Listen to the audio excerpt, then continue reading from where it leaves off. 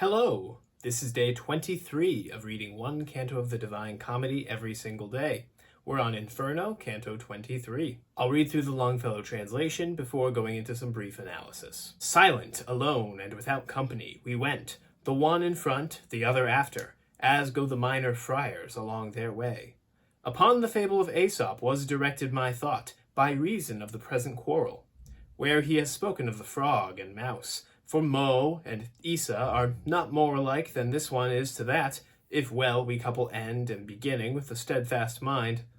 And even as one thought from another springs, so afterward from that was born another, which the first fear within me double made. Thus did I ponder. These on our account are laughed to scorn, with injury and scoff so great, that much I think it must annoy them. If anger be engrafted on ill will, they will come after us more merciless than dog upon the leveret which he seizes. I felt my hair stand all on end already with terror, and stood backwardly intent, when said I, Master, if thou hidest not thyself and me forthwith, of Malebranche I am in dread. We have them now behind us, so I imagine them, I already feel them. And he, If I were made of leaded glass, thine outward image I should not attract sooner to me than I imprint the inner. Just now thy thoughts came in among my own, with similar attitude and similar face, so that of both one counsel soul I made. If peradventure the right bank's so slope that we to the next Bolgia can descend, we shall escape from the imagined chase. Not yet he finished rendering such opinion when I beheld them come, with outstretched wings, not far remote, with will to seize upon us.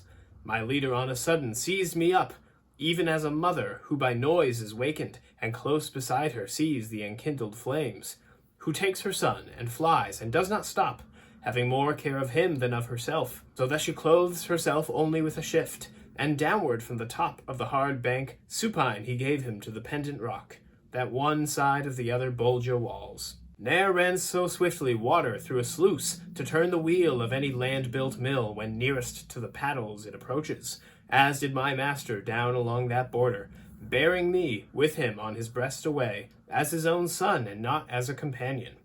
Hardly the bed of the ravine below his feet had reached ere they had reached the hill right over us, but he was not afraid.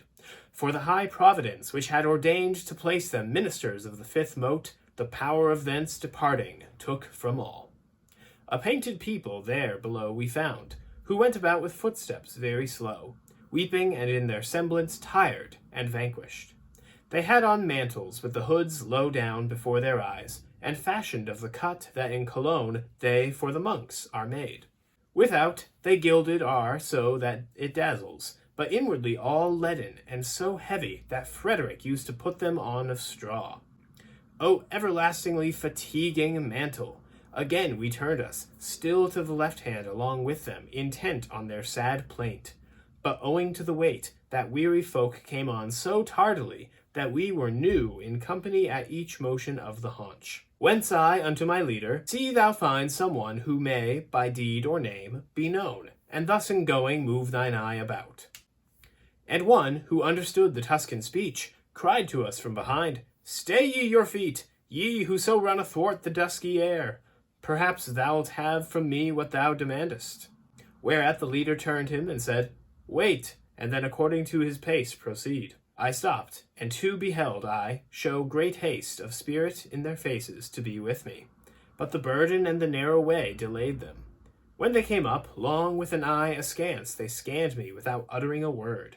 Then to each other turned, and said together, He by the action of his throat seems living. And if they dead are, by what privilege go they uncovered by the heavy stole? Then said to me, Tuscan, who to the college of miserable hypocrites art come, do not disdain to tell us about who thou art. And I to them, Born was I, and grew up in the great town on the fair river of Arno, and with the body am I've always had. But who are ye, in whom there trickles down along your cheeks such grief as I behold, and what pain is upon you that so sparkles? And one replied to me, These orange cloaks are made of lead so heavy that the weights cause in this way their balances to creak. Frati Gaudenti were we, and Bolognese, I Catalano, and he Loderingo named, and together taken by thy city, as the wont is to take one man alone, for maintenance of its peace. And we were such that still it is apparent round Gardingo. O friars, began I, your iniquitous... but said no more, for to mine eyes there rushed one crucified with 3 stakes on the ground. When me he saw, he writhed himself all over, blowing into his beard with suspirations. And the friar Catalan, who noticed this, said to me, This transfixed one, whom thou seest, counselled the Pharisees that it was meet to put one man to torture for the people. Crosswise and naked is he on the path, as thou perceivest, and he needs must feel, whoever passes, first, how much he weighs. And in like mode his father-in-law is punished within this mote, and the others of the council, which for the Jews was a malignant seed. And thereupon I saw Virgilius marvel o'er him who was extended on the cross so vilely in eternal banishment. Then he directed to the friar this voice, Be not displeased, if granted thee, to tell us if to the right hand any pass slope down, by which we too may issue forth from here, without constraining some of the black angels to come and extricate us from this deep. Then he made answer, Nearer than thou hopest there is a rock, that forth from the great circle proceeds, and crosses all the cruel valleys, save that at this 'tis broken, and does not bridge it.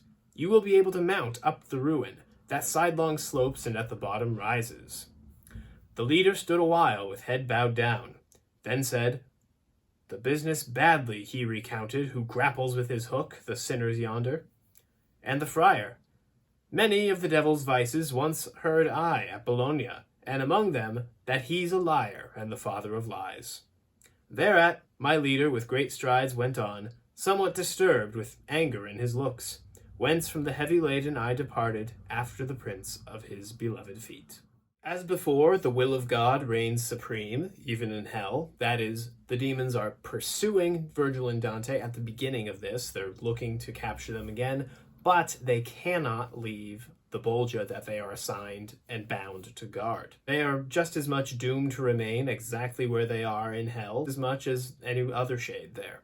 We discover here in this chapter that Malakota lied to Virgil when he said that there was another bridge across the Bolgia. The 2 friars' shades that Virgil and Dante encounter now say that, no, there is no other bridge. This is actually the only Bolgia that has none. Virgil's upset that he was fooled, but one of the friars reminds him, well, you know, I've heard that the devil is the father of lies. Translation, yeah, you think he lied? The fact that Virgil was tricked is the beginning of what will become a running trend throughout the rest of the comedy. Virgil is very wise and he reasons well, but there are 2 ways in which he falls short. Number 1, he's a shade in hell, which means he has very little experience of purgatory or anything beyond that. And number 2, he's very wise as you would measure it by human reason, but put him up against angels and demons, no contest. And that's thought to be true in the Catholic Church as well today. If you hear any exorcists speak about their work, demons are extremely intelligent, more so than any human ever would be, and so it's not really worth it to go into a head-to-head contest with them. The way you get around them is the fact that they are on a very short leash,